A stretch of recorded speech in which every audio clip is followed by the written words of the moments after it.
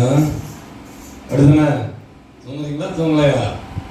நீங்கள் ரொம்ப விவரமாக தூங்குவீங்க. ஆனால் எனக்கு ஆண்டவர் ஆவியில் காட்டுறாரு. தூக்கத்தின் ஆவி இங்கே ரொம்ப இருக்கு. பெஞ்சிலேருந்தே பொதுவாக லாஸ்ட் பெஞ்சில் தான் தூங்குவாங்க. இங்கே எப்படி ஆகி போச்சுன்னா பெஞ்சிலேருந்தே என்ன பண்ணுறாங்க, தூங்குறாங்க. அதுவும் ஆள்லேருந்தே தூங்குறான். சரியா இல்லையா? நான் ஆண்டவர் என்ன சொன்னாருன்னா, முதல்ல எல்லாரும் எழுப்பிட்டு அதுக்குள்ள செய்தி கொடுப்பா. திரும்ப செய்தியை நான் மட்டும்தான் கேட்குற மாதிரி இருக்கும். இல்லையா? நம்ம ஆண்டவருக்கே செய்தி கொடுத்துடக்கூடாதுல்ல. செய்தி யாருக்கு? நமக்கு, உங்களுக்கு. இல்லையா?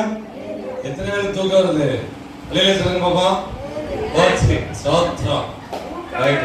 பேருக்கு தூக்கம் வருது? அலையிலையா சொல்லுங்கன்னா 50% இன்னும் எந்திக்கல. அப்புறம் ஆண்டவர் எல்லாம் சாட்டையை எடுத்து தான் இருக்கணும். இல்லையா?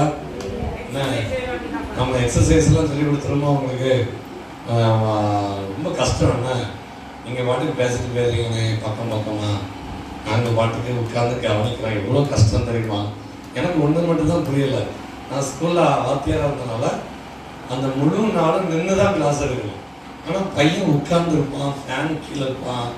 ஆனால் அவன் என்ன பண்ணுவான்? தூங்குவான். நியாயப்படி யார் தூங்கணும்? வாத்தியார் தானே தூங்கணும். 8 மணி நேரம் நின்று கிளாஸ் இருக்காரு, அவர் தூங்கணும். ஆனால் 8 மணி நேரம் உட்கார்ந்துருக்க என்ன பண்ணுறான்? தூங்குறான். இது எனக்கு கேள்வி கேட்டால் என்ன பண்ணுறாங்க பேரண்ட்ஸ்லாம்? சார் அப்படிலாம் கேட்காதீங்க, பையனை அடிச்சிடாதீங்க.